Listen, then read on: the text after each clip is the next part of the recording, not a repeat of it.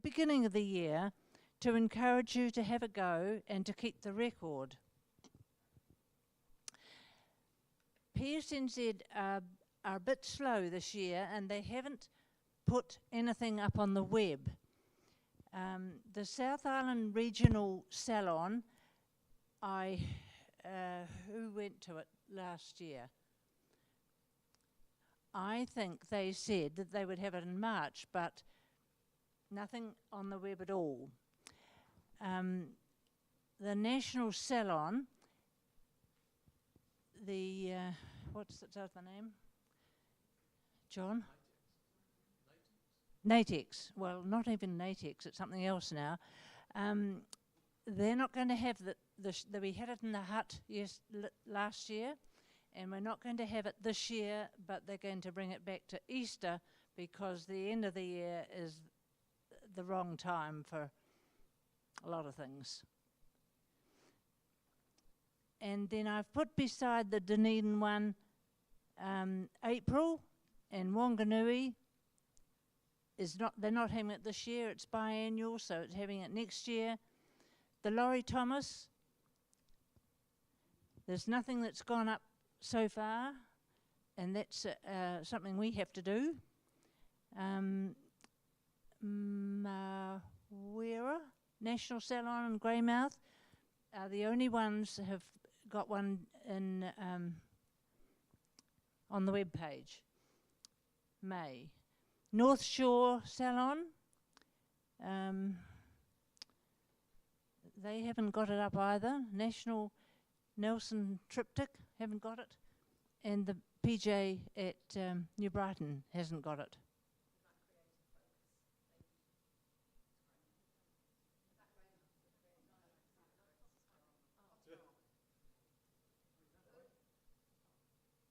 I touched this one. Thank you. I didn't mean to touch that.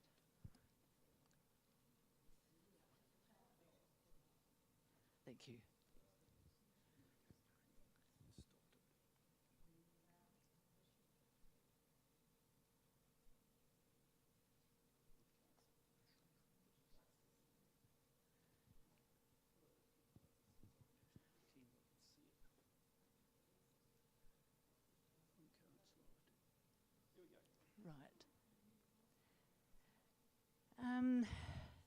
When PSNZ get the information, they send a letter to the members of PSNZ, but you because you're a member of CPS, you can enter all these competitions, I think. Now we're going to work on it, and we'll let you know as soon as possible. We could, for those who don't know how to do a triptych, we could run a little workshop if you'd like to have a go. Have you got any questions? Diana, you'll be sending, once that's put together as a draft, you'll send everybody a copy, will you? Yes, yes.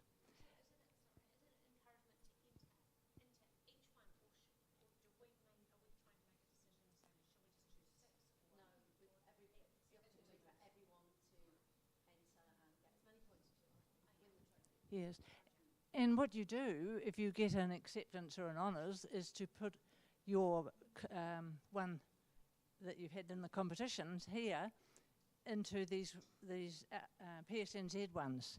It's quite very acceptable. Is what Ron always did too. Yeah.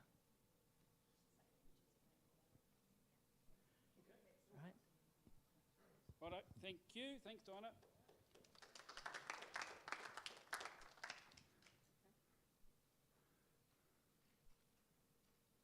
Di, do you want to talk about prints? Okay. Good evening, everyone. I think most of you know me. We've got a couple of new members, I think, here tonight. I'm Diane. I'm one of two members who are involved with the Prince Secretary's job. Janine Money's not here tonight.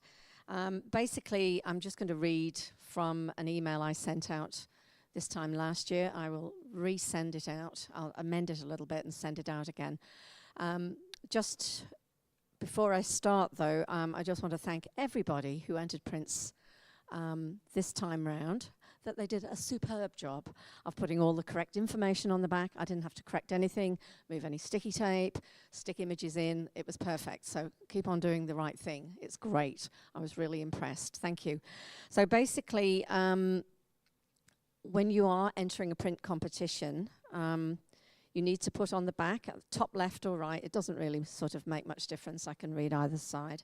You need your member number, your competition number, so there should be no name, just the number you've been allocated on your badge, the competition date, or even just the year, and also the title of your image. So you could say print 1, 2024, your member's number, and what else was going on? And the title of your image, obviously. Okay. There are labels on the CPS website that you can print out with all that information on. Just make sure that you delete your name, because a lot of them will print out your name in tiny weeny writing on the back, which I have to cross off with a black texter. That's an easy way of doing it if you print those off and stick them on. The maximum size of the print mats is 40 by 50 centimetres. I've got a couple with me tonight to show you if anybody's interested, and I have another order in with Seb, who was a previous member, who will actually make us some hinged mats which we can reuse should you want to enter, and the size will be what is it, 4 by 6? Is it 6 by 4 dimensions? I can't remember. Anyway, yeah, I'll remeasure them. Sorry, I should have done that tonight. I'm just aiming to try and generally standardize our prints so that they look good, and if we ever run an exhibition, everybody's already got the right size mats and we can just go bump straight up on the wall. Obviously, it doesn't suit everybody, so if you make your own mats, just be mindful of what the back is made of, because it can easily scratch someone else's mat, someone else's image. And some of the papers that are used are very expensive for those that get right into their printing. So it's not something you can just run off again without considerable cost. So that would be appreciated. When we pack them, the images are handled well. We look after them, acid-free tissue paper and bubble wrap to try and protect them as much as we can during transport. And the judges are very good at wrapping them up again when they come back.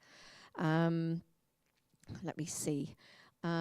The mats that Seb is going to do for us will be approximately $20. And I'll let you know when they come in, and they will be for purchase for any member that wants to buy one, so you can see me or Janine. Where are we? And if you want to get any mats done or any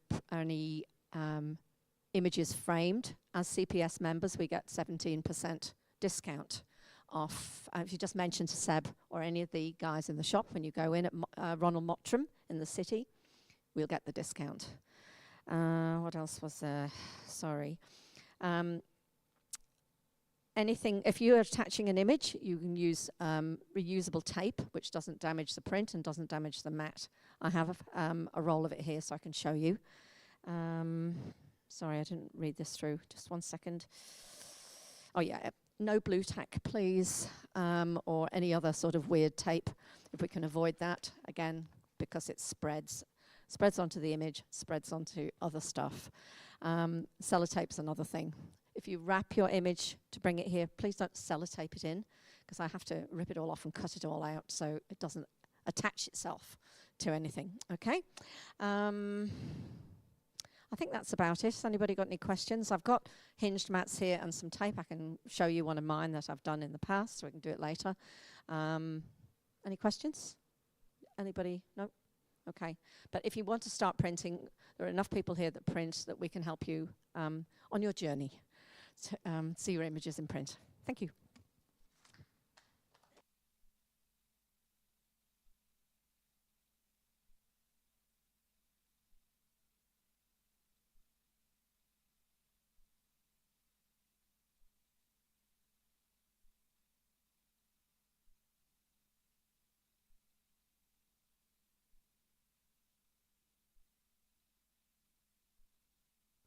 yep, that's on.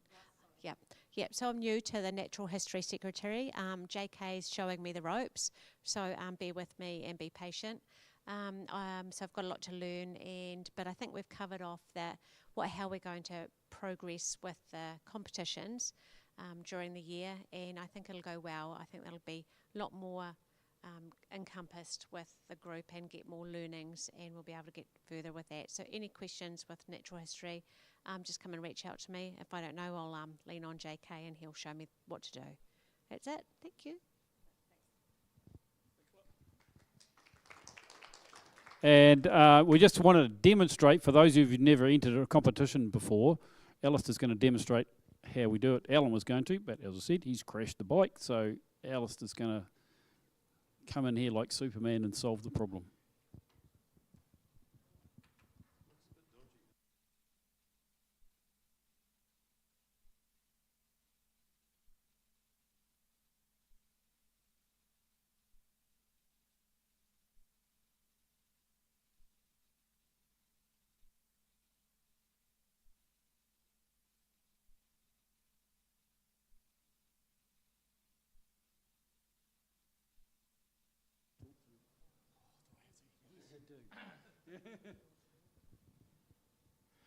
Okay, does everyone know how to get to the website?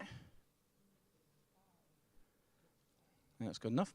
Okay, so once you've logged in, what you need to do is go to the competitions tab and submit an image for competition, which will bring you to this page.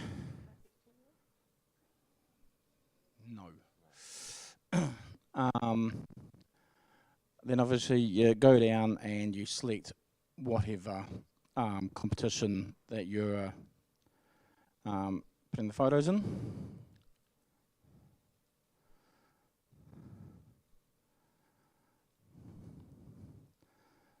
You upload your images. It's a bit hard to see from here.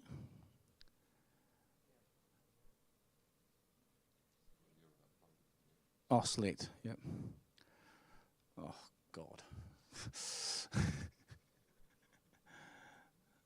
Okay.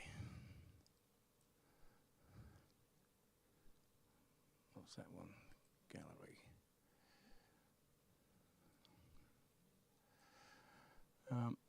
Then obviously, yeah, go to wherever your photos are stored, select the one you want.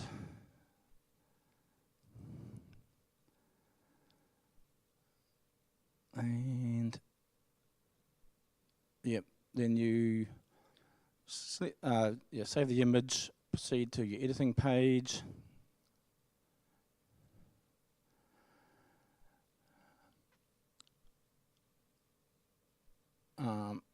Yeah, obviously if it, no, I don't know how he's done that, but yeah, you edit. Give it your title. A title that's what just basically displays on the screen and identifies your image. Oh.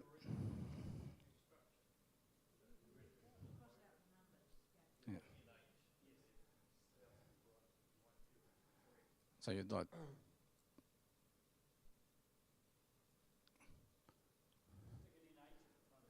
Okay.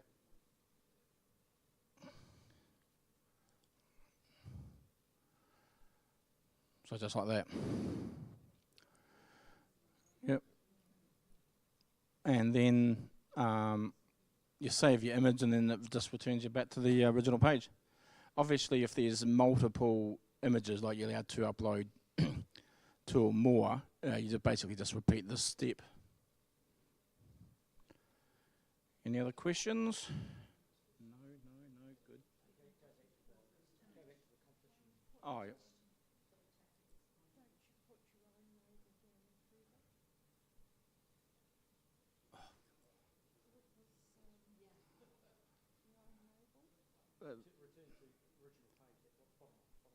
That one there?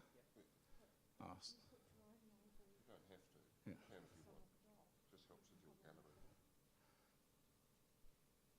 Is that?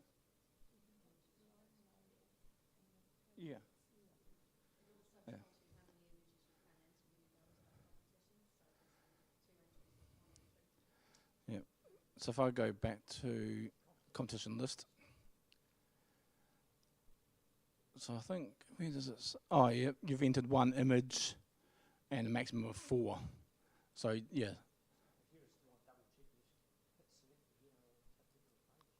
Select, and it shows you what you've submitted already here. And then you can either delete the image or edit it, make changes to it if you want to get rid of spelling mistakes or something like that. Clear as mud. I'll deal with that later on.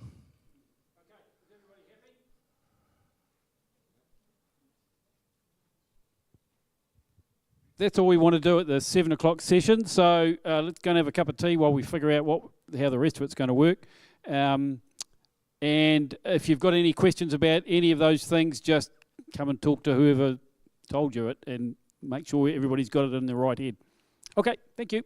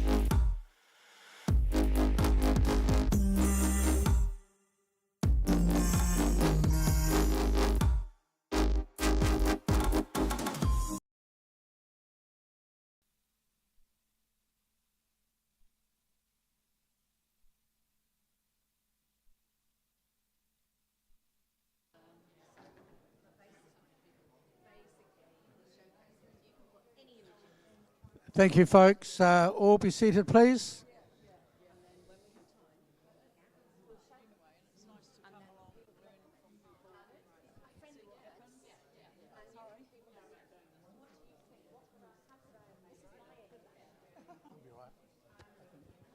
As long as I can see.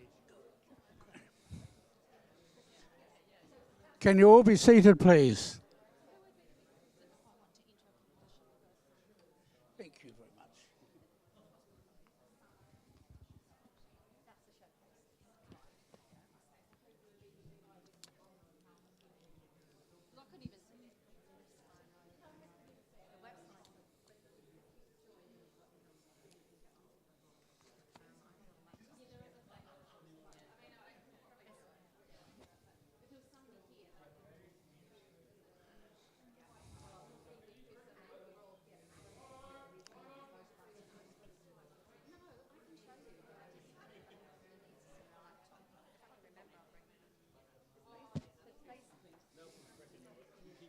Pardon?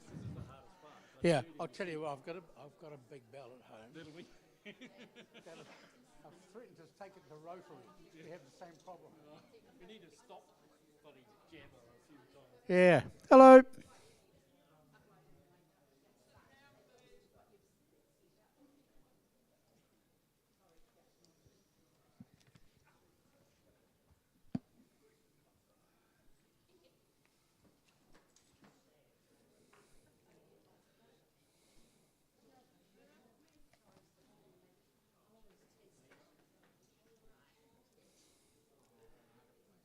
Thank you, folks. I'm John McCall, and I'm going to be your MC for the latter part of this evening from here on. Please don't follow me without a badge. Please bring your own. Sorry, I forgot mine. It gives me pleasure to welcome you all here tonight. We have all the members, some guests, and some visitors. And I've got Alison, Brian, Margot, Janine, and any more people who have come for the first time tonight? Welcome anyway. First of all, a bit of health and safety.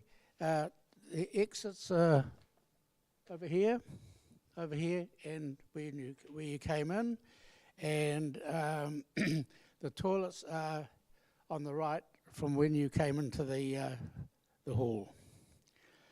Please, all cell phones off. Thank you.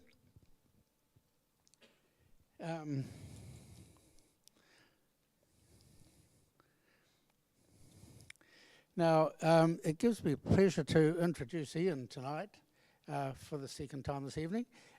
He's going to speak. He's going to be talking about the advancement of today's technologies for photography with AI coming to the fore. You can judge for yourself whether you think that the future of photography is the truth or fiction, especially where competitions are concerned. Please welcome Ian.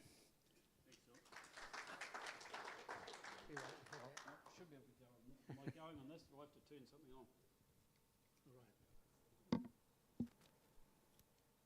Hello? Hello? Hello? Got a red and a green. Hello? No, not working?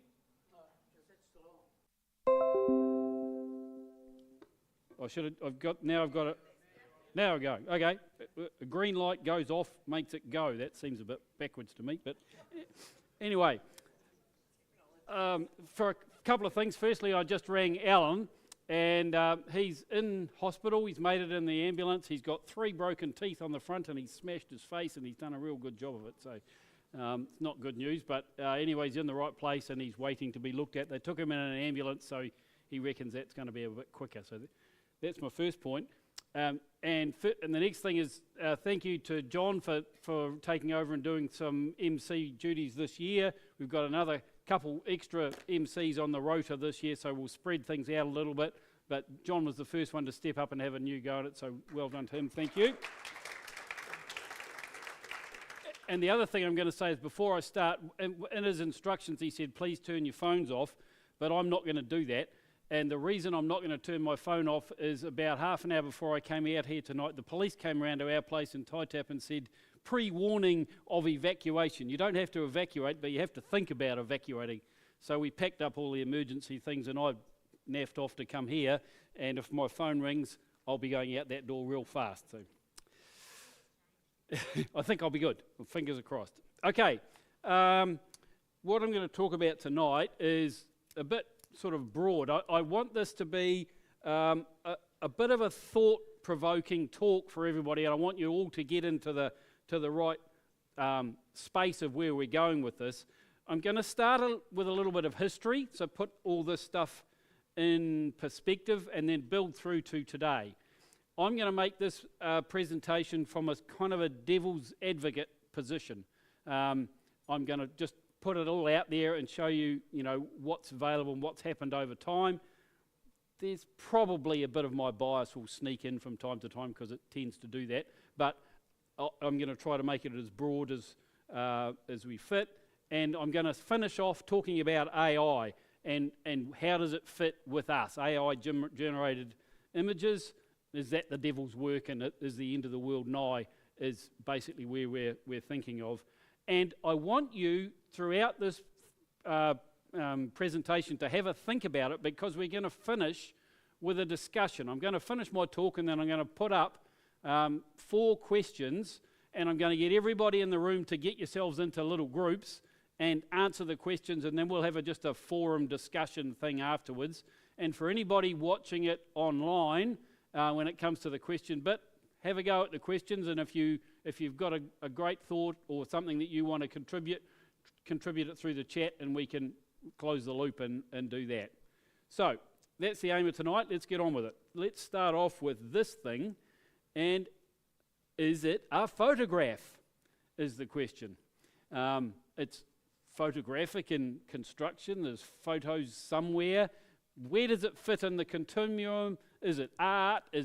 What the hell is it?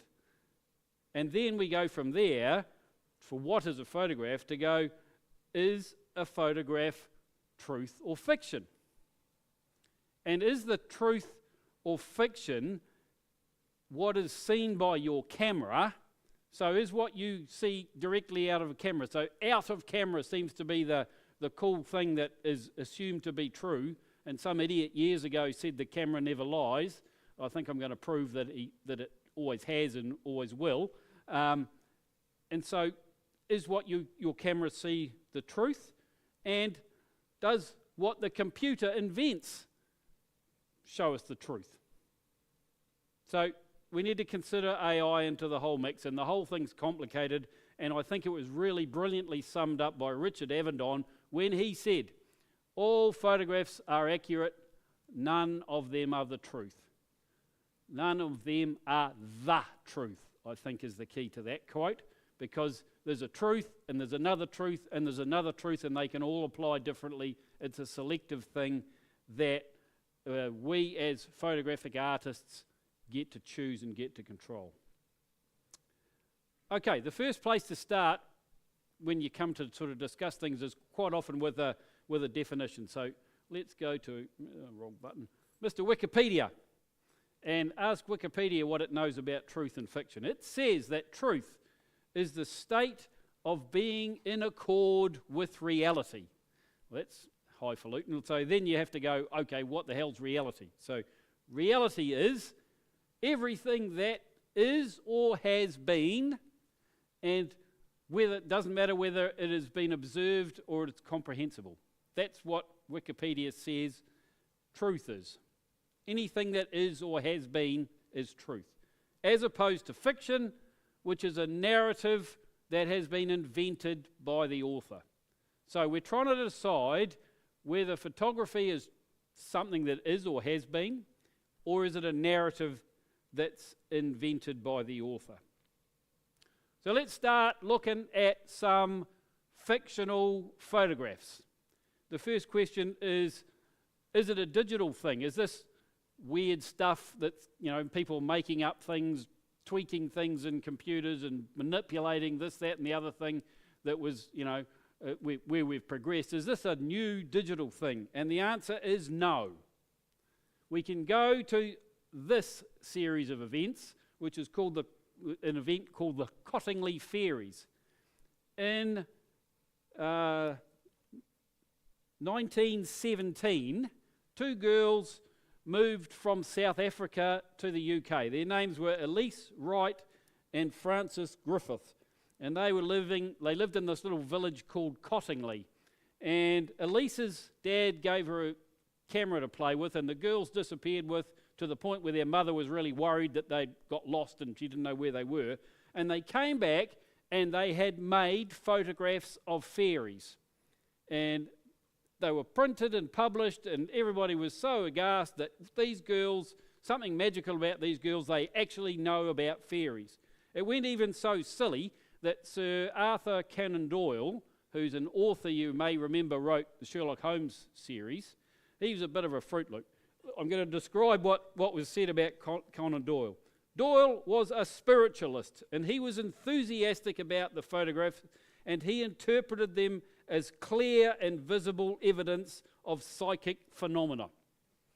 So those pictures in 1917 convinced the world that fairies existed. Well, not everybody, but Conan Doyle anyway. So they were interpreted as truthful depictions. So truthful depictions, not truthful, but clever depictions of the girl's thoughts. And it's been happening since the beginning of photography. The next one to have a look at, and if you haven't heard of this guy, then go and Google him and have a look at some of his work because it's fantastic, is Jerry Yulesman. And his photographic images are most definitely kind of photographic tricks. They're surrealistic images, pretty much of the unfathomable. And this was all done a long time pre-digital. He did this in a wet darkroom. Yulesman's darkroom, he had like 10 enlargers set up around the area, and he would move a print from one enlarger to another as he merged different elements within the photographs. The photographs are all done in a wet darkroom, and they are fantastic and really worth having a look at, but I don't think anybody's suggesting that they are truthful or real or anything. So basically where I'm going with that is it's not a digital thing. And now let's take the track down the PJ kind of world.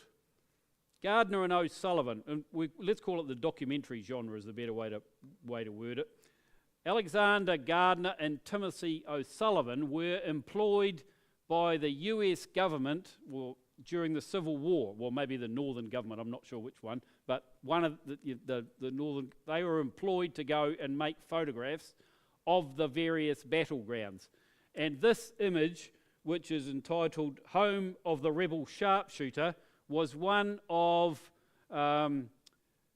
O'Sullivan's kind of more famous images, and that made itself, it's still preserved as a historical reference to that, and there were books published about this with stories that went with it and all that sort of stuff. But when you look at it closely, there's a couple of things. Firstly, there's your dead rebel. Unfortunately, there are a whole series of images made by Gardner, and this bloke appeared in several of them. He also, that uniform is an infantry uniform. So he was actually killed in an infantry charge somewhere else. And if you look carefully underneath him, it's not a bit hard to see here, but there's a blanket that he's lying on. It looks deeply suspicious, like he got a few blokes to pick him up and put him into the sharpshooter's nook. And that rifle is an infantry rifle. It is not a sharpshooter rifle. So he's made this story up and put this thing, he's made a picture and he's told a story. The question is it a true story? Well, that particular soldier, probably not, but it is most definitely a sharpshooter's nook. And the sharpshooters were killed in them. So what happened, while not literally true, is true. So where you fit in your comfort level with that stretch thing is where it sort of, that's what you have to decide for yourself. And it would be fair to say that Gardner and O'Sullivan were the first step in the path to embedded CNN, news media in the middle of the Iraq War, which is what happens now. So this stuff goes back a long way. Next one. A bit more recently, this bloke, Brian Walesky, published this image in the LA Times and was fired. He should have been fired, but he should have been fired for appalling Photoshop. Because if you look, this dude here, that back of that guy, is that guy. So here's the actual pictures. There's two pictures, and he's taken this soldier and put him in this situation. Now, the question you need to ask yourself is, having looked at those two real situations, is this a better depiction of the emotions and the feelings and the action that was actually happening? There's a degree of there's a soldier standing there, and this guy here, the same bloke here, is clearly feeling somewhat threatened by that situation. And just because he didn't capture that particular posture, instead he captured that more passive one, he's combined the two to create and present something that was a real thing. There was a real threatening situation, and he's portrayed it more accurately. He's just done a rubbish job of it from a Photoshop point of view. And he's not following the the rules, if you want to put it that way, for this sort of stuff. So it's an interesting question. Pedro Meyer is another photographer within this genre, and he made the comment that content that was not used to represent the essence of the situation, he believed it to be true. He had no issue with manipulating content, provided it represented what he perceived as the truthfulness of the situation. So in this case, Brian Walesky probably followed the Pedro Meyer situation. Pedro Meyer is not he basically said he didn't agree with the argument that photography is a quote and can't be altered. He also made the point that if there was a journalist there writing something about it, he can use his words in any way he likes, or she. The journalist can use their words in any way they like to manipulate the feelings of the audience. So why can't a photographer? That's a question we need to ask ourselves. So Pedro Meyer's point was, you need to represent the essence of truthfulness.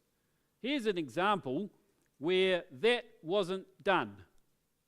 So there's a photograph of Jane Fonda and John Kelly at some anti-Vietnam War thing. And so both of those people were sort of democratic or left of democratic situations in a Republican situation. So this photograph was published in a newspaper, but where it came from was this. They took two stolen Corbis images took that picture and combined them into that picture and presented it as the truth. That's not the truth because it doesn't follow Pedro's ethics as far as I'm concerned. So, interesting one. So, photography can be used to lie, it can be used to embellish, and it can be used to accurately, completely, utterly represent.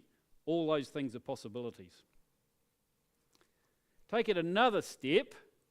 You might remember a few years back there was a big bombing in Madrid. I can't exactly remember who blew up something, but there was a Madrid bombing thing, and the commuter train was wrecked. This photograph was on the front page of most of the daily papers at the time, and they were all a little bit different. They were a little bit different because this little piece here, don't look too closely because it is a piece of human. And so this picture was entered to the various newspapers, and they all took slightly different attitudes. A couple of them published as it is there. A couple of them cropped it up so it was gone. A couple of them desaturated and darkened and made it kind of go away with that sort of thing. And some of them did the fuzzy nipple treatment to it to blur it out and make it look a bit weird. Which one's the truth? So we do need to know that we kind of stretch things out there, and the truth is a sort of a floaty variable kind of thing. How many of you have heard of Steve McCurry, know Steve McCurry's work? Awesome photographer. Steve McCurry. This is a Steve McCurry photograph as it came out of camera. This is the photograph as Steve McCurry presented it to the world, and this, amongst a number of other things within his imagery, caused a big kerfluffle. Let's go backwards and forwards a couple of times. Let's go back to the real one.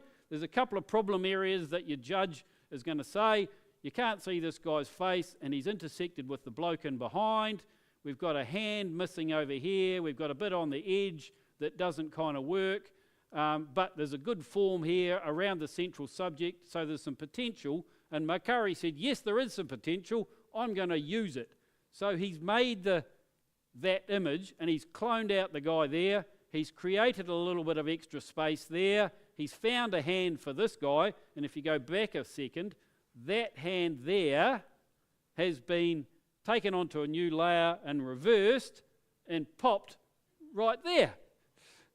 So he's been a bit creative with what he's done with the image, but which image is the stronger representation of the truth of the situation?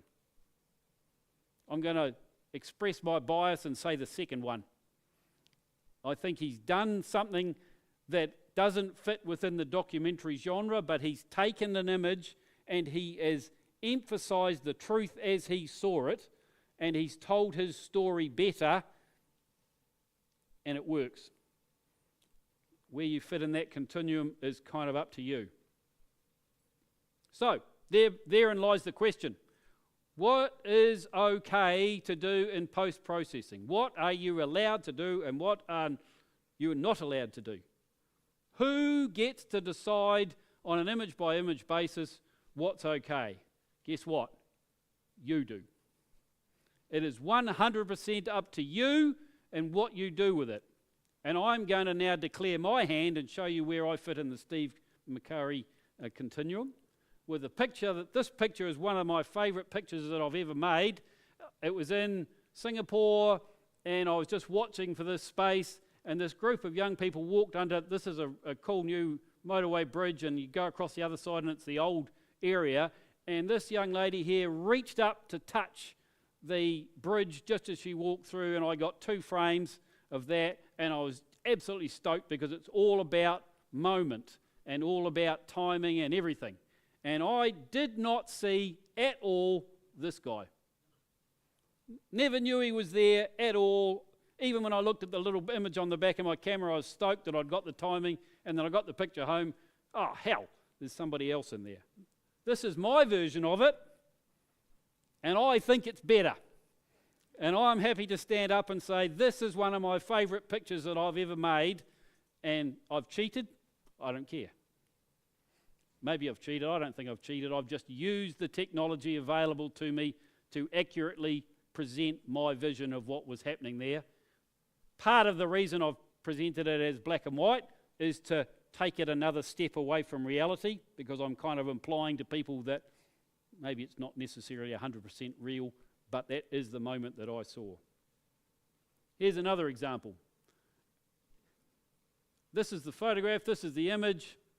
It's in Shanghai. You do see these people with unbelievable things. I put this in a category of images when I was putting together a set.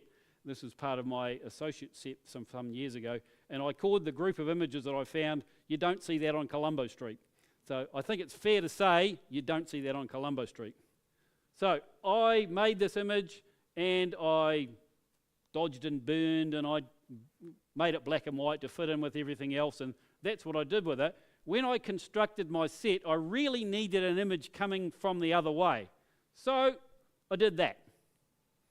It took me ages to do that because there are registration numbers on here, there's bits and pieces all over. There was some writing up here that was backwards, so everything I flipped, I de-flipped, and took forever and a day, and I presented that and it held fast and nobody criticised me or saw anything until one night I showed it at something else at CPS, and there was somebody who could read the Chinese writing up here and said, "It's rubbish."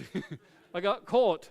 And I've said to myself, no, that's a step too far. You didn't actually need to do that. It didn't make the picture any better. So I've found a line that fits for me, and I'm not going to step over that line again. I won't be randomly flipping things for whatever reason. But I'm happy to dodge and burn and clone and everything else. So that's where I fit. Somebody else who did a similar thing, this bloke, Alain Delorme, I think he's a French photographer, who also did some photographing, and he was also inspired by the same thing. He did a series of images that he posted them on an Instagram page, and he was part of a documentary photographers Instagram group. This series of pictures he put on another Instagram, but you know how those things all link together, and he put these up, this one, and there's another similar one. He put a whole body of work up on this, and because a whole bunch of people perceived him as a documentary photographer, they all took these completely literally, and there was lots of fuss and talking about whether this was possible and how could you pile them up that high, and he came out and said, "You don't, you idiot, I made it up to emphasise it," and so that's what he did. But that caused a huge controversy because he didn't actively label it as not documentary. People assumed documentary. It was nothing to do with him. It wasn't his fault, but they assumed what he did was documentary. So therein lies the problem. Here's another one that he had within that sort of continuum of things, and I find that one even more ridiculous. There's bound to be hitting the overhead power poles that are everywhere in that, but they took it literally and got upset that he didn't. So it's up to you to decide, but you just have to be a little bit cautious of your audience and what their expectation of. It's not your fault if they don't understand you, but you need to kind of be aware of that. So without going to that extreme, there's other things you can do to pictures to emphasise stuff, and how much you do and how little you do is also up to you, even in things like portraits. This is a portrait of my daughter after she fell off her horse at a horse competition, and she did something similar to Ellen but less dramatic. Fortunately, she landed in a mud puddle and she got mud all over herself, and I thought it was quite funny. So I made that picture, and that's what I did with it to emphasise it a little bit more, and she's not happy with either of them, to be honest, but the question sort of fits, and I think this is extreme enough from my point of view that I'm not trying to say that it's reality. But exactly the same thing happened but on the front cover of Newsweek and Time with mugshots of O.J. Simpson, and you can see that Time have pushed the boundary a bit more than Newsweek did, and there was a huge kerfluffle over this, and Time was roundly criticised him for being racist, for being everything else you could possibly think of, because they demonstrated, they pushed the boundary of this, and they made O.J. Simpson look like the devil, or look, really, really evil. Whether he is or not is neither here nor there. So the point being, with post-production, you can push things to interesting boundaries and make things look kind of worse than they are, or remember this, perhaps better than they ever were. Anybody remember this picture that was on when Helen Clark was standing for Prime Minister? So soft and fuzzy and flattened out that it's kind of laughable now, but that was the way it was presented. I end up asking, is any portrait really the truth? What is the truth about portraits? Finding the people to smile at the right place, finding the right thing. That's part of the portrait photographer's art, is choosing what elements of that person that you're photographing is the truth of the situation. Okay, so now that's about pictures. Now I want to shift the emphasis a little bit and talk about the camera, and saying something straight out of camera, does that imply truth? That's probably enough on that one. So let's have a look. So does the camera really see reality, and where do we perceive reality from? So what we want to do is to understand how our camera sees and be able to use that to our own advantage. So let's start off with this image. In this Quadtech that I made in my garage a few years ago, the scene in front of the camera in each of these 4 pictures was exactly the same. It was me standing there with my hoodie on, facing down, going 1, 2, 1, 2, at as constant a rate as I possibly could to try and experiment with the concept of showing exactly the same scene to the camera and getting the camera to look at it differently. So each of those 4 images tells a completely different picture. But the scene in front of the camera was exactly the same. Which one is the truth? I'm sure you've all figured out by now that the shutter speed was different and the timing was different, but that's pretty much what it was. Which one's the truth? Are they all true? How can you only have one truth when you're seeing multiple things that are completely different? Another literal example of this is, some of you may know Tim Stevenson's a good mate of mine.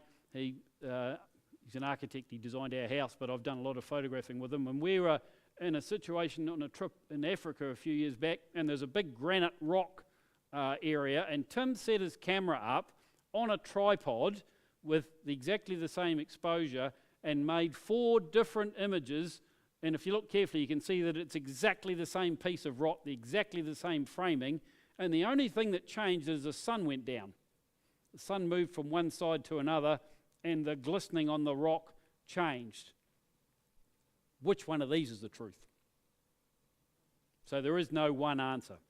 So you need to, what I'm getting at with this is that you need to start thinking and seeing like your camera in order to make it see the truth that you're trying to get it to express. So let's talk about seeing like your camera in a couple of ways. The first way I want to talk about is focus. How does the camera see? How does the eye see? How do we get the camera to present something that we want to look at? Is what we see with our eye something like this, where what's in focus is the rocks in the front, all the way through to the clouds in the background, and everything in the whole frame is in focus. That's what F64 people are all about. And a lot of landscape people are striving for that sort of depth within the image. But is that what you see? Is a valid question. Or is this what you see? Made with a lens, baby, all blurry and dark around the edge, and your eye is actually looking at the only bit in focus in the middle. Is that more like it? Or is it like this? Is it a plane of focus? Do we see something? We often talk about f1.4 lenses that give a thin plane of focus. So we've got a plane of focus on the woman and a horse and a little bit of sand that way is fine, but the whole background's soft and blurry behind her. Is that actually what you see? I don't know, I'm not going to say. But that's one of the things we do with our camera. So you do need to think about what you're trying to portray with various focal techniques. Another one that's worth looking at is motion. Remember that our eyes are designed to see motion to catch our attention. So your peripheral vision, there's rods and cones in your eyes, I don't want to go into it too much, but different receptors see things differently. In your peripheral vision, you are very sensitive to motion. It was useful when you saw it, when a saber-toothed tiger came out and was having a crack at you, you would see it and disappear. So that's what we do. You pick up minute motion from one side, and that's how we see it. But when it comes to representing that with the camera, how do we do it? We can't see freeze frames. We don't actually see at a 2,000th of a second. And we don't see it 5 seconds. We see somewhere in the middle. We do see some of each of those things, and we just need to talk about how that works. So let's start talking about freeze frames. Some of you may have heard of Edward Maybridge. He was the first person that started to make sort of fast action pictures. He had really fast shutters that were triggered by I think they were light triggers. I can't exactly remember how, but the reason he went down this track was because he had a bet with a drinking mate of his about whether a horse, when it was running, had 4 legs off the ground. At this point in time, nobody believed that something as big and heavy as a horse could possibly exist in space and run with 4 legs off the ground. And if you look at paintings from the sort of mid-18th century, if you look at the horses look weird because whenever they're moving, they all have a foot on the ground in the most ungainly, unnatural and unrealistic pose that ever was, because that's what they all believed. Maybridge proved with this frame that in fact horses can fly. And he won something horrendous. I can't think of what it was. I don't. He did win a big bet with his drinking mate, basically. And that's how he started down that track. He then made a whole series of other pictures about various things. But the essence of this, and the thing we get to learn from this, is Maybridge had got photography to tell a brand new truth. So the truth is not nailed down anywhere. It's a bit flexible. So let's have a quick look at motion. We represent motion with motion blur, freezed flames, or a bit of both. So there's motion blur, blurring things in the background, a little bit of sharp as the trolley goes past in San Francisco. There's some motion blur on the water with dreamy, sort of blurry looking stuff. There's a real fast running little dog at 1,000th of a second and little bits of snow jumping up and his little tongue sticking out and all that sort of stuff, really fast. And there's a bit of both. A flash capturing the biker in the middle while the whole thing moves past really fast. So there is a range of things that we can do with our cameras to represent a sort of truth. But remember, you're doing a version of Edward Maybridge. You're deciding what the truth is. And if you can invent a new truth with photography, then good on you. It's just the way things move forward. I think this is a pretty good summary. The real truth of a photograph is its ability to evoke emotion. And that was a quote from Brian Peterson. Okay, that bit was easy. That was all about photography, which we're comfortable with. Now we're going to go into the deep, dark depths of something tricky and think about AI. Here comes the devil. Are we asking the same questions now that were asked 15 years ago, 20 years ago when Photoshop first came along? And are we in the same situation as we were then? And where did that go? And can we use that to inform us about where we're going to go? Let's start with photography competitions. This image was the 2023 winner of the Sony World Photography Awards Creative Photography section. It was called Pseudomnesia, the Electrician. Bit of a weird title. And the judges, who probably felt a bit embarrassed about it afterwards, described the image as haunting and reminiscent of the visual language of 1940s family portraits as they gave it first prize. The artist, Boris Edgison's his name, stood up to pick the award and declined to take it and said the whole thing's artificially generated, it's an AI picture. And there was a huge kerfluffle. And if you look carefully, it's a bit of a giveaway. Those fingers there look kind of weird. This was done with about a year-old AI. I think he did it on Midjourney, or that time DALL-E 2 was the one, and Midjourney, I think it's up to 7, and DALL-E 3 is the deal now. So that's all progressed. So things change. I'm now going to just flick through a couple of AI-generated pictures that I've made over the last few days. I've done these with DALL-E 3, and I'm just going to show you the prompt that I used to get the picture, and see when you look at the picture whether it would be believable if it came up in a CPS competition. First one. The prompt was a black and white photograph of a lone tree on a hillside, done by DALL-E 3. Interestingly, if I give exactly the same prompt to Photoshop, which uses a thing called Adobe Firefly, there we go, black and white photograph of a lone tree on a hillside, that's what Firefly thinks it should look like. So they're quite different. There's a bit of a knack to getting the prompt to do what you want with it. Another one, black and white photograph of city buildings looking up with a wide angle lens. So when I put in some extra things about looking up and wide angle lens, I was able to specify more accurately what I wanted it to show me, and it looked at a whole bunch of pictures that fit in that category and said this is what he wants.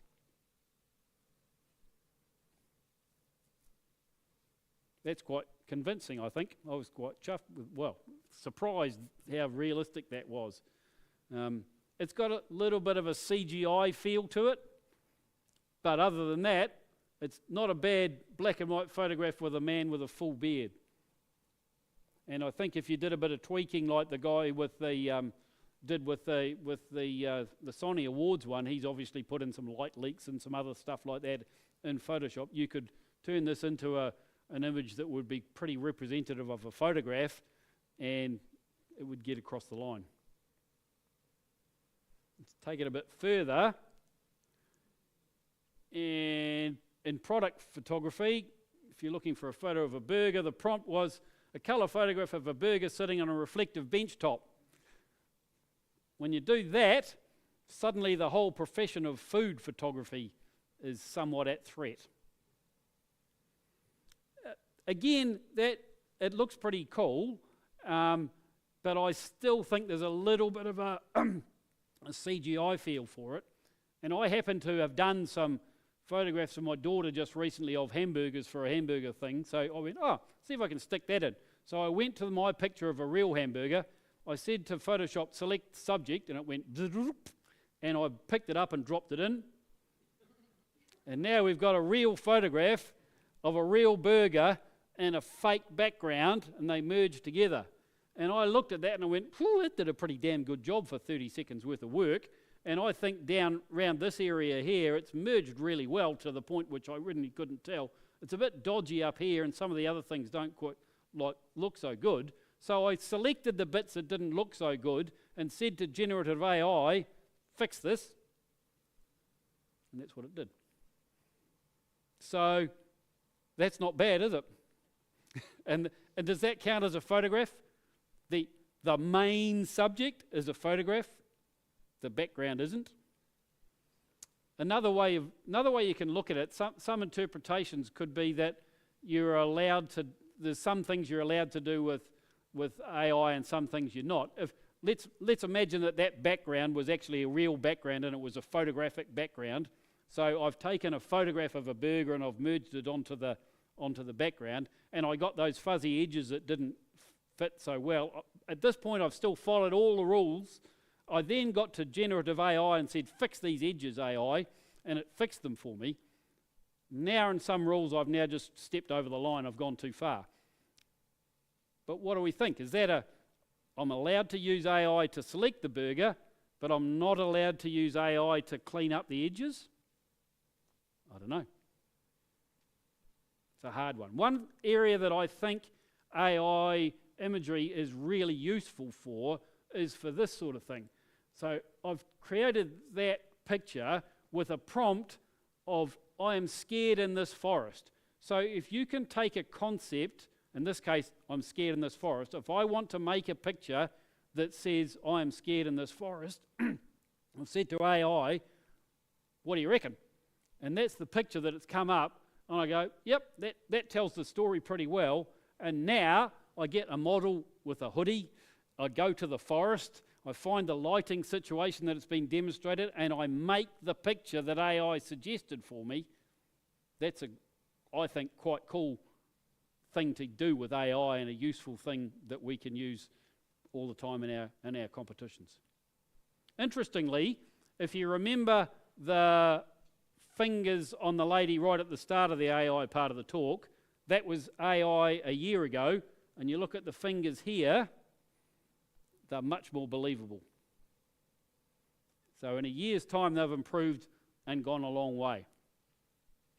Okay, the next thing I'm going to do is I was going to step through using generative fill and AI and other tools in Photoshop to help us with our work. So let's take this picture here that I took out of my archives, and that's the original, and I'm going to look at that and I'm going to say I quite like the graphic form on there, but there's a couple of problem areas. I don't like that little blob there, and I don't like this other piece of stuff that's up there.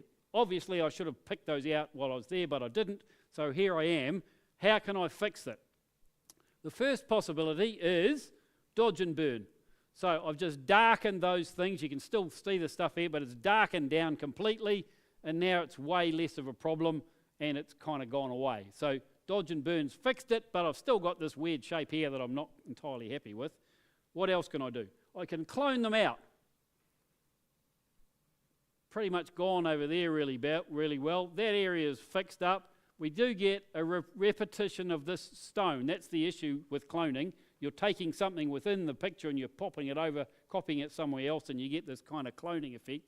So we'll go, okay, instead of cloning, we're going to take the whole thing up a notch, and we'll use content-aware fill. So we use content-aware fill, and that moves things up, but there's still a little bit of cloning, mix and matching. That stone appears there. So they're not directly mixing things around, but it is copying and merging things. What content-aware fill does is you make a selection and you say, hey computer, fill this area with something that is representative of other things within this photograph. So fill this area with stuff from within this photograph.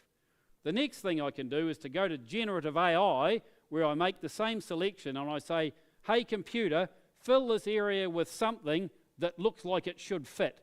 Given that you've looked at every photograph that ever existed, I'm sure you've seen something like this, and it'll make me something different. And that's what it does. And that's by far the best of them. There's no repetition, there's something completely new, and it's filled in that hole really well. You can then take it a step further and go, stick a big orange crab in there, and it'll do that for you as well. So we all have to decide, just as we had to decide right back what was okay in post, what is okay for you as you move along this continuum of cloning and blah, blah, blah, blah, blah, to generative fill, and do we use generative fill to make something up completely? We can use generative fill to slot things in, just parts of images that are not the main part. Again, an AI picture, I made some other ones to just play with. This was a fast-running sheep, and that's what I got. But if I decide I want this to be a 3x2 crop instead of a 1x1, which is what AI comes back with all the time, I just add some space either side and said fill it up, and that's what it did. And I don't reckon you can tell the difference. So there's lots of capabilities that AI has and ways that we can use it that fit in that truthfulness spectrum somewhere. Exactly where, I don't know. There's some other issues with AI. AI does a whole bunch of other things, and what are we going to allow and not allow is the question. For example, with camera functions, AI focus. All your fancy sports cameras now have bird and people and car and every other mode. So if you're a bird photographer, you tell it to look for birds, it'll follow a bird and it'll track it around. It's doing that with AI. In your camera, they have HDR modes, pano modes, focus stack, all those sort of things are all AI kind of modes. And on your phone, there's a bajillion more. You know, blurry backgrounds and heaps of other stuff. So it's becoming the norm.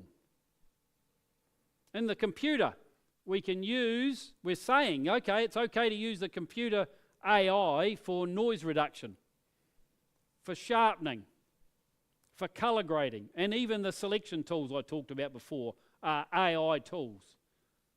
So we need to ask ourselves where on that continuum is kind of okay and where isn't. One of the $64,000 questions, though, is copyright/plagiarism. Because these large language models have learned from data from all over the place, there's arguments to be made that they have infringed on the copyright of the owner of that image from the first place. A couple of things have happened. The US courts have really recently ruled that there can be no copyright on an AI-generated image.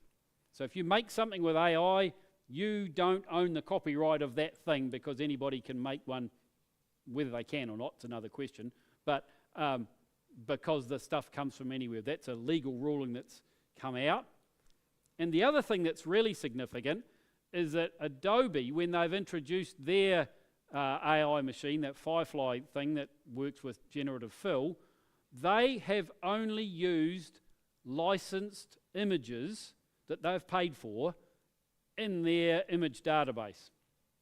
So they're not plagiarising, stealing, whatever, the copyright from anybody else. They're using images that people kind of know about. So they've kind of fixed that up. The question is, does that make it right? Is this art? Where are we? And are we still plagiarising? I think a quote that kind of summarises it pretty well for me is Picasso, who said, "Good artists copy, great artists steal." And he pinched all sorts of things from all sorts of people and took them in different directions and then made them his own. And I would encourage you to do exactly the same with your photography. See something, be inspired by it, and then go and take it somewhere else. So, now we need to go. Here it comes, whether we like it or not. This world is coming to us.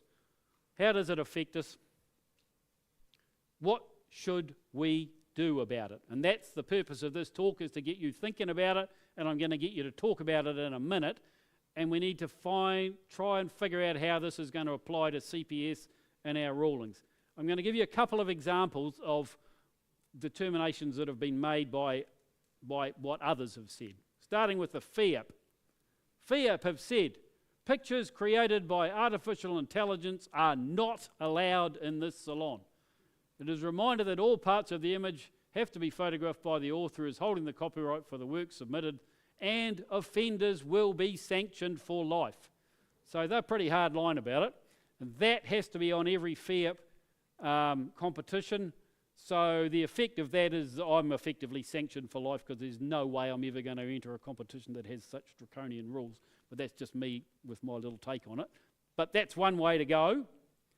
Another way where people have gone is the NZIPP rules, similar but much broad.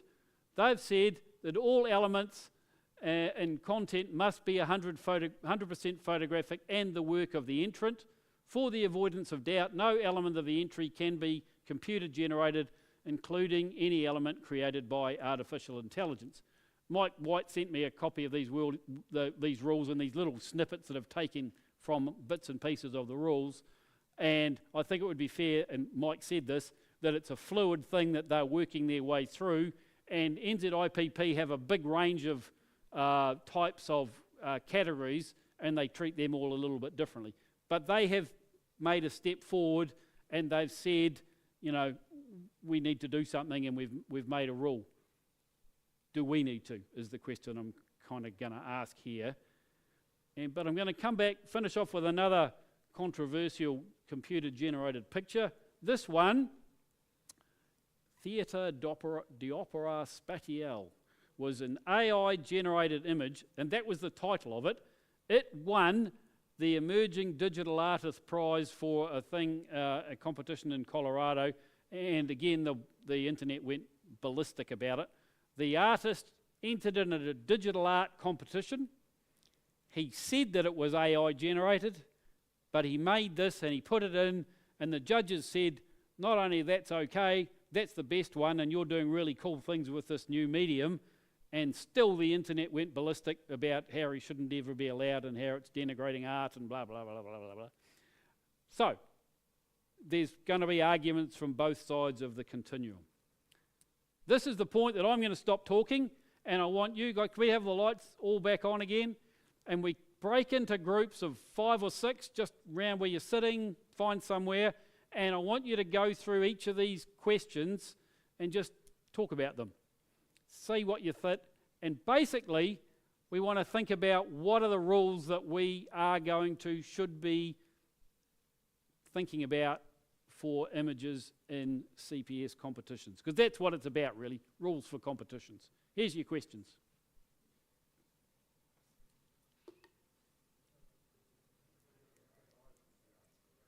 Nobody's moving.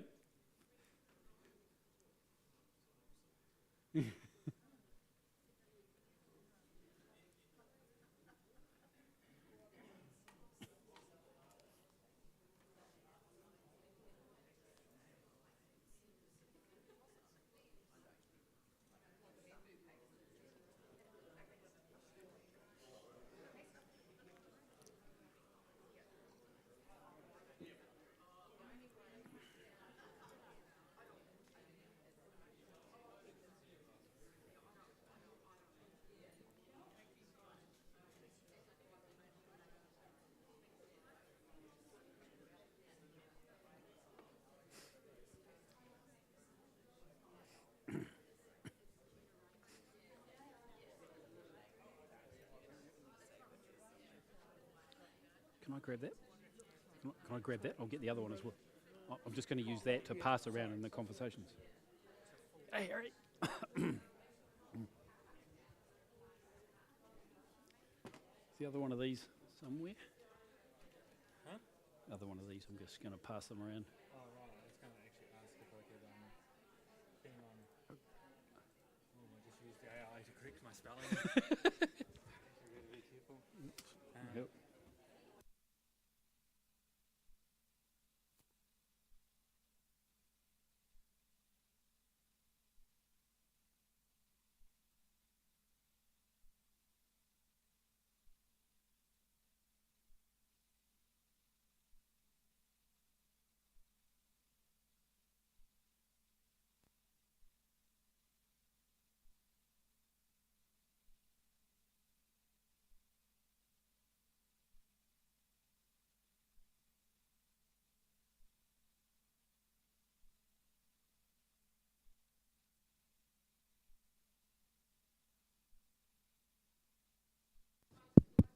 Oh no, that's working.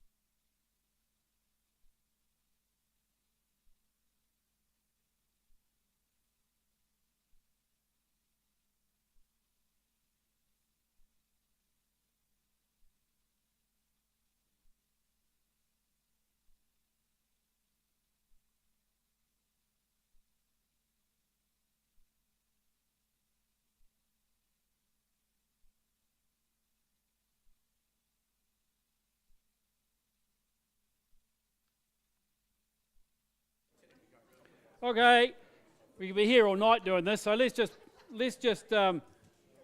get back together and sort of pass around and answer some of the questions. The one that I'm most interested in is the one at the end. What you guys think we should do at CPS about this as a rule, because sort of photo competitions are significant. But does anybody want to give me a definition of what they think AI image making is? How have we define it? Has one of those groups got something significant? Dennis has got a microphone, so we'll pass microphones around and just let's hear what you decided. And I'm just going to hand it to you guys because you're here. We kind of decided that an image is AI, it's basically like Shutterstock or not your image.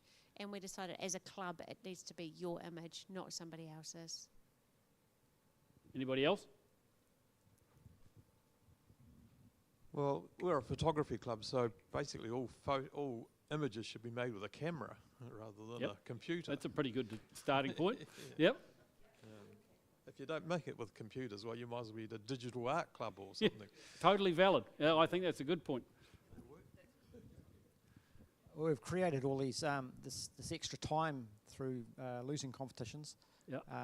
So maybe we can have one evening of an AI dedicated competition for people who get off on Want to that have a sort of crack at thing. it? I mean, personally, no way, but you know, there are people that love it, and yeah.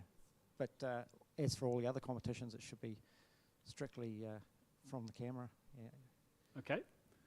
We can probably have a showcase AI, something like that. Yeah, if anybody wants to have a go at it, it's quite fun, but pretty shallow, to be quite honest. Yeah, that's a good question. So, what about is what an artist presents more important than how it was made? Where does that fit in the continuum? Well, actually, it depends on who the artist is. Is the artist a person or a computer? Fair enough. Somebody down the back?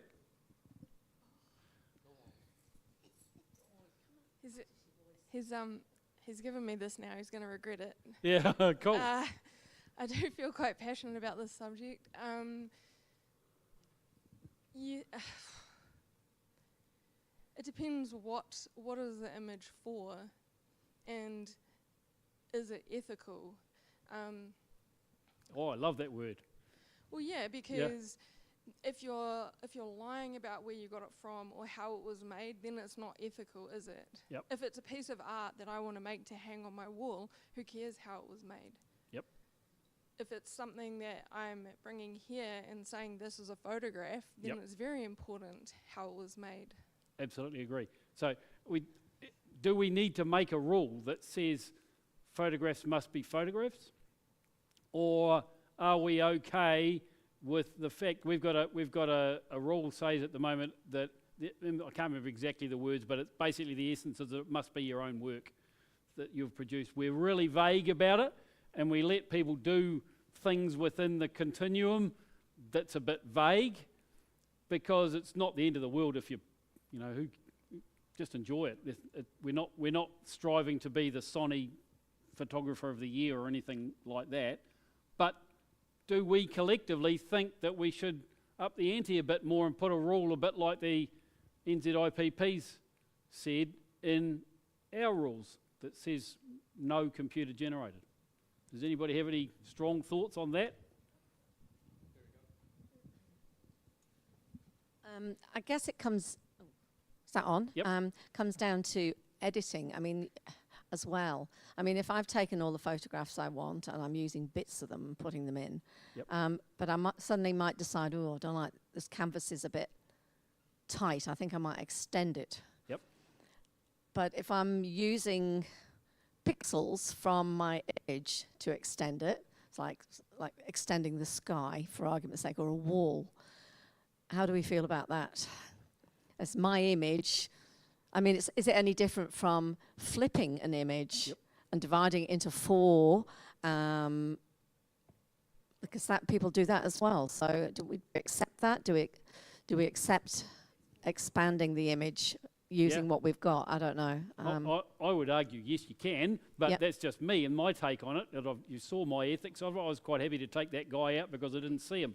Yeah. The same thing applies here. Expanding an image a la Steve McCurry to get a bit of space around the edge to make a visually better image is something I'm personally comfortable with. Yeah. Somebody else may not be, and I'm happy with it either way. How do you write that down, though? I mean, and where do you actually define? Because one person's interpretation of a rule can be very, very different from someone else's. That's what other organisations like NZIP are trying to do. And FIAP have been real hard line about it. A valid point of view. Don't enter their competitions if you don't like that point of view. But yeah, okay. What? I mean, we're a photography club, and if we're that's working. If we need more space, you should have stepped back or zoomed out more.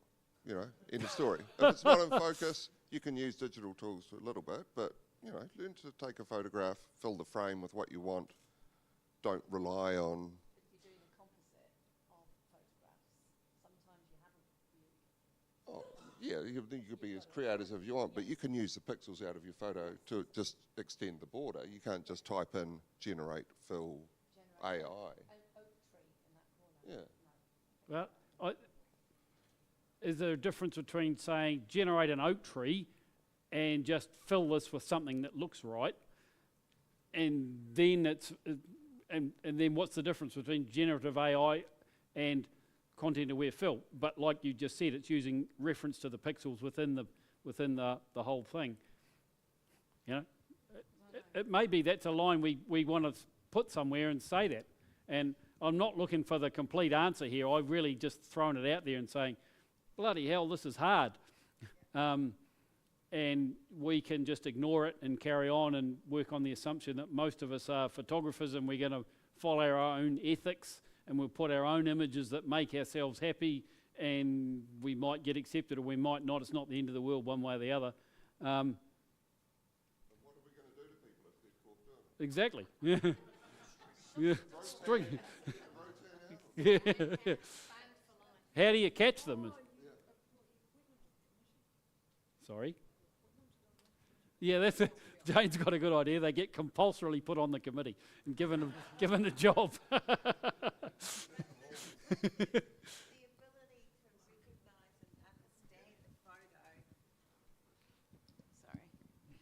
The ability to figure out whether or not something is AI in order to sanction someone is quite difficult, particularly if you, like, maybe at this point in time the AI is not so great that you can't go, oh, that looks a bit funny and there's a hand that's different and yes, this is probably something.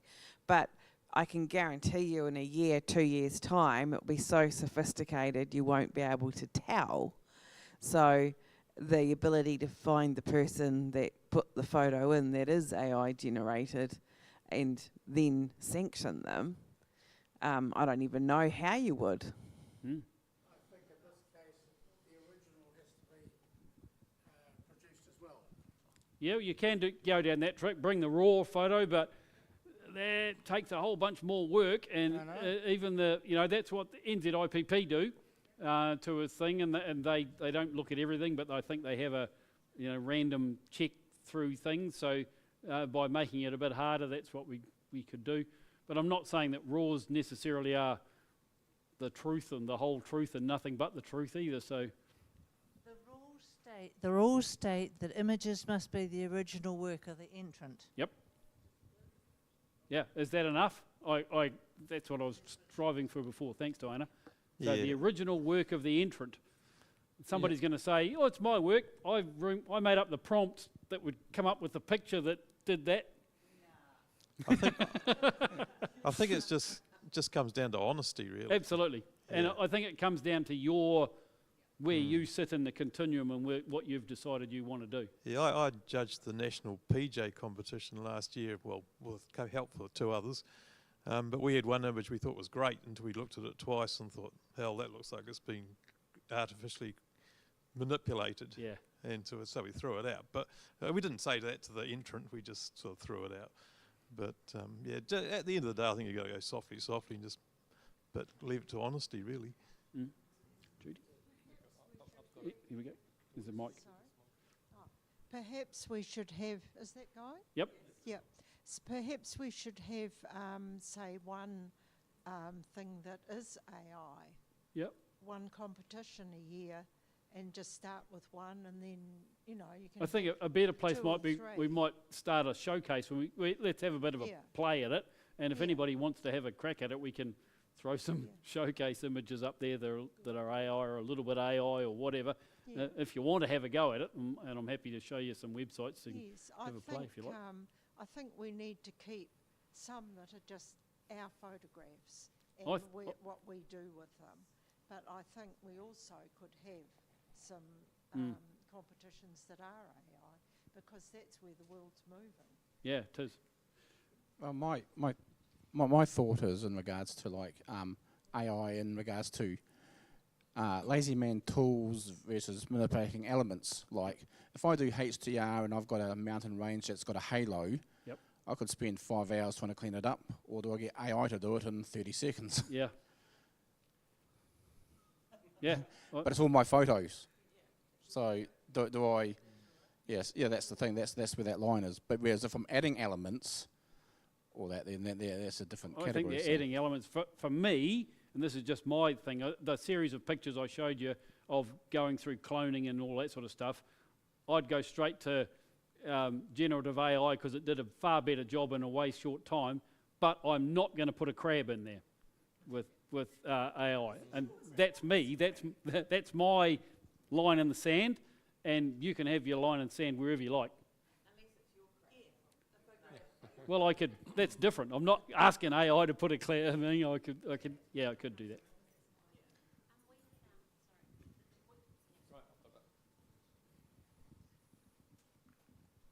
So we had quite a big discussion about composite versus AI and the art portion of images, and we all ended up we went round and round in circles for a while, but we came to the same conclusion that as long as it's your images, you took them, and if you want to do the creative work on it and spend the time and make it art, then that's still your image and that's classed as a photo. And we believe that this is a photographic society and we're not an art club.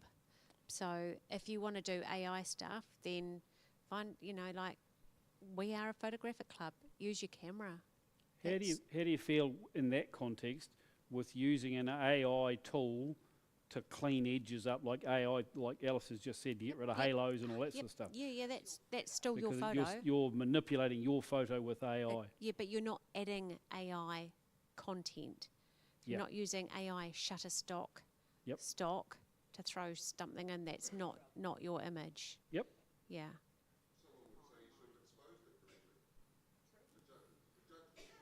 Well, that's true.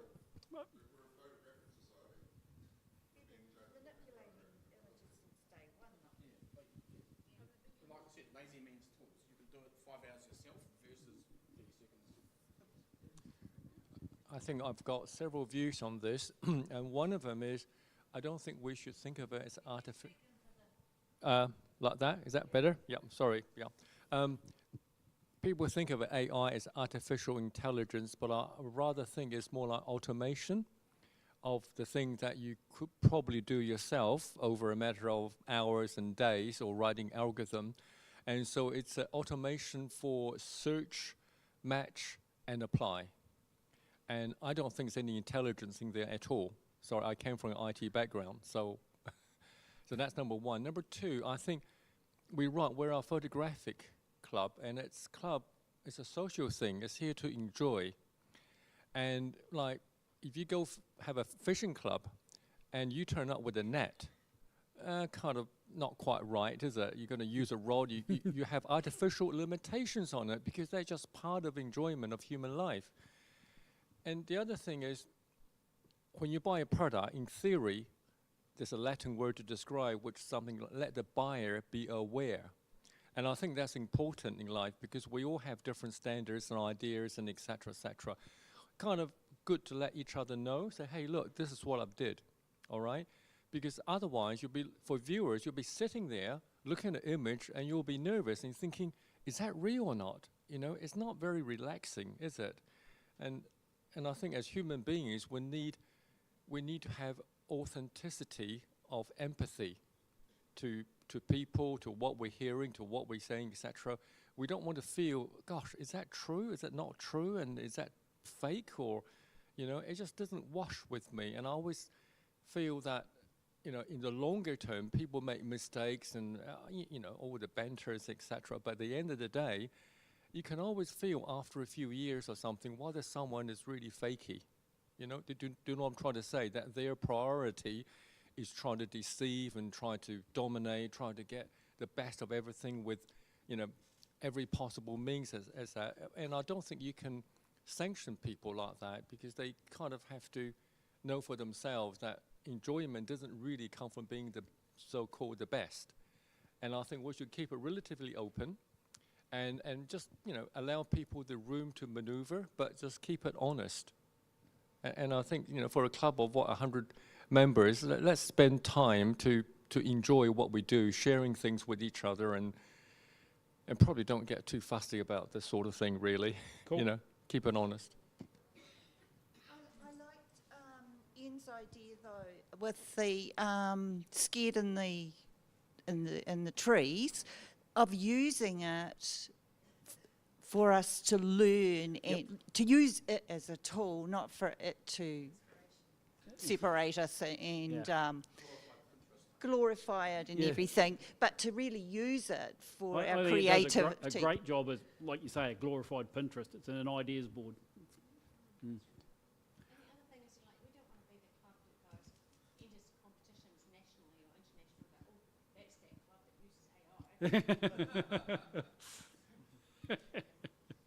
Well, we could go on here till midnight, so I think we'll just knock it on the head there. But thanks for participating, and go and have a think about it. If anybody really wants to have a crack at some of those AI things, I'm happy to put some instructions up and you can have a play.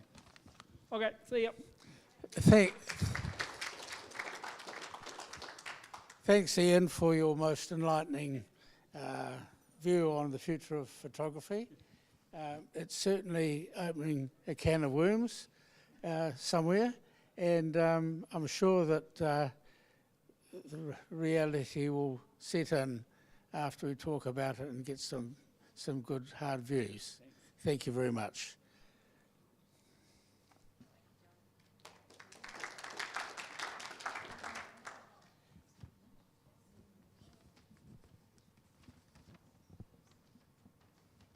Now,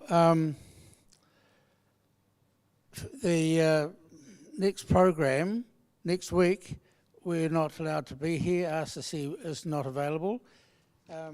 So we're having a meal out at Spates Ale House in the Troop Drive in Riccarton. And this is off Whiteley Avenue. And please phone Diana if you are coming. We'd love to see a lot of you. It's good fun and a good natter. Following Wednesday, 28th, we have the summer showcase, and that's exploring the whys and what and how of photography. And if you look at Dennis's email, you'll know more about it. And we also have the competition critique and the results of PI number 1 as we go on. Anyway, competition closing soon, 27th of February, projected image, summer showcase. 28th of February, the natural history projected image number 1. And the 29th, the MDC projected image, and the subject has yet to be decided. That'll be in March. And the 6th of March, not too long to go, is print number 2. So,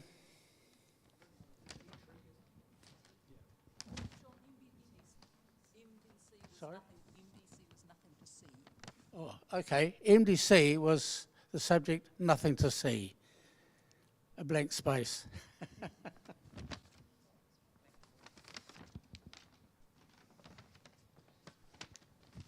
So in closing, I'd like to thank Tim and Gordon for opening and closing the venue tonight. Meet and greet John Thornton and Dennis. Sound, Tim and Andrew. Tim virtually single-handedly got the sound up and running again, so thank you, Tim. projection, Alistair. Thank you, Alistair. And also Ian for the 7 o'clock program of the future of competitions. Supper coordinator Dennis, thank you Dennis, and Diana of course for Ron Williams' little spiel there. And thank you very much. So it's good night and safe driving. See you next week. Sorry about that, I didn't want to go home. Showcase, go online to have a look at it. We've got about 10 of them. Showcase works a little bit different from the competition, that it doesn't have a predetermined close date. Everything closes at the end of the year, and the reason for that is because the showcase is used to support different club events, and also when we get enough numbers, for example, 20 images or something, then we showcase it. So what you will find is that we have to close the showcase a few hours before showing so that the images can be downloaded. So don't worry too much about the closing date for the showcases. You can all submit 4 images each, and just watch out for Diane's program and my email about which showcase will be shown next time. So hopefully, after Anne's introductory about the rebalancing tonight, we'll have a lot more showcases to be shown in the coming year. So try something like mono, square crop, pinhole, quite a lot of them going on. So anyway, good night, and there are still some, I think, biscuits left, so. There we go. Oh, right.